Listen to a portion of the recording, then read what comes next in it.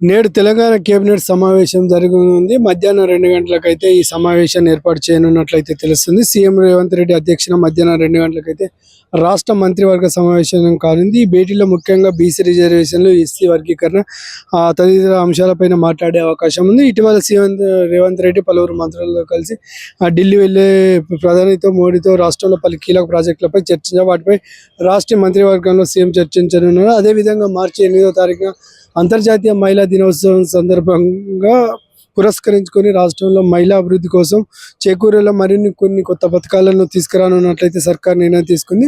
ఆయా పథకాలకు సంబంధించి మాట్లాడే అవకాశం కూడా కనిపిస్తుంది.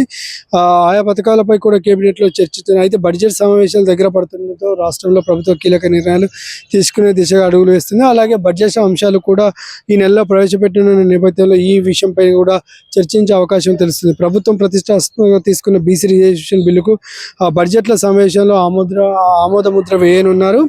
అయితే ఈ బిల్లును ఎలాగైతే పార్లమెంట్లో చట్టబద్ధత కల్పించి రాష్ట్రంలో స్థానిక ఎన్నికలు వెళ్లాలని సర్కార్ దృఢ నిశ్చయంతో ఉన్నట్లయితే మనకు తెలుస్తుంది. అయితే ఇదే కాకుండా జనవరి 26న రైతు భరోసాకు సంబంధించిన పథకాలు అమలు చేశారు. కానీ ఇంతవరకు అయితే ఆ రైతు భరోసా రాని చాలా మందికి అయితే రాకపోవడంతో దీనిపై కూడా చర్చించే అవకాశాలు ఉంది. అలాగే కొత్త రేషన్ కార్డులు మార్చి 1న ఇస్తామని చెప్పిన నేపథ్యంలో అయితే కొన్ని అనివార్య కారణాల వల్ల డీలే పడడంతో వీటిని కూడా ఉగాది తర్వాత ఉగాది నుంచి తెల్ల రేషన్ కార్డులు అయితే కొత్తగా జారీ చేయనున్నాడు. గత 10 ఏళ్లలో ఎప్పుడు కూడా తెల్ల రేషన్ కార్డులు రాని పరిస్థితి కనబడుతుంది. కాబట్టి ఈ రేషన్ కార్డుల గురించి కూడా నిర్ణయించే అవకాశం ఉంది. అలాగే ఇందిరమ్మ ఇల్లు కావచ్చు, ఇతర అంశాలపై చర్చించే అవకాశం ఉంది. తాజాగా 2 ఎమ్మెల్సీ ఎన్నికల్లో ఓడిపోవడం కూడా జరిగింది. ఈ విషయం పైన కూడా చర్చించే అవకాశం ఉంది. అయితే ఎక్కడ లోపాలు జరిగాయి, ఎందుకు ప్రభుత్వ పథకాలు ప్రజల్లోకి వెళ్ళడం లేదా అనే కోణంలో కూడా చర్చించే అవకాశం ఉంది.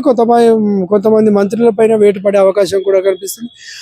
పార్టీకి సరైన పని చేయడం లేదు, పార్టీకి వ్యతిరేకంగా పనిచేస్తున్నట్లయితే తెలుస్తున్నట్లయితే ఇప్పటికే మనకు తెలిసింది. ఈ విషయం పైన కూడా కొంతమంది మంత్రి ఉద్వాసన పలికే అవకాశం కూడా ఉన్నట్లయితే తెలుస్తుంది ఈ కేబినెట్లోకి. అయితే అలాగే కొత్త మంత్రి పదవులు కూడా ఇంకా ఇప్పటికైతే దాదాపుగా 11 మంత్రి పదవులు, ఇంకా 6 సంబంధించిన మంత్రి పదవులు ఇవ్వాల్సింది. వీటిపైన కూడా చర్చించే అవకాశం ఉంది. అయితే ప్రభుత్వం ఏర్పడి దాదాపు 15 నెలలు అవుతున్న కాలంలో కొత్త మంత్రి పదవులు ఇచ్చేయడానికి అవకాశం అయితే ఈ నేపథ్యంలో చాలా మంది ఎమ్మెల్యేలు కూడా ఈ మంత్రి పదవి ఆశలు పెట్టుకున్నారు. అయితే వీటన్నిటి గురించి చర్చించే అవకాశం ఉంది. ముఖ్యంగా 6 గ్యారెంటీ పథకాల అమలు అలాగే ఎలా జరుగుతుంది అనే విషయాన్ని కూడా చర్చించే అవకాశం ఉంది.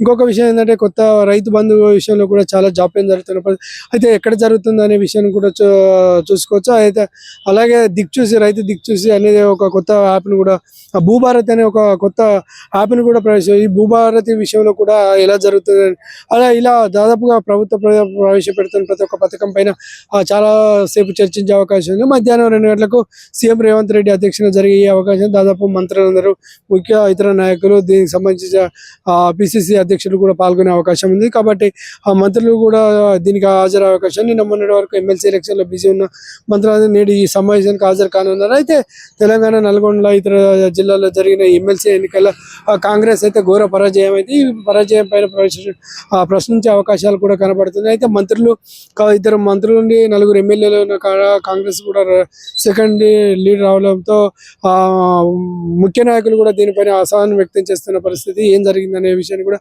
చర్చించే అవకాశం ఉంది. అలాగే తెలంగాణకు కొత్తగా కాంగ్రెస్ వ్యవహారాల ఇన్ఛార్జి నటరాజన్ కూడా రావడం కూడా జరిగింది. అయితే ఆ ఆడంబరాలకు పోకుండా ఎవరైనా సీదాగా ఉంటేనే పదవులు వరిస్తాయని చెప్తున్న పరిస్థితి కనబడుతుంది.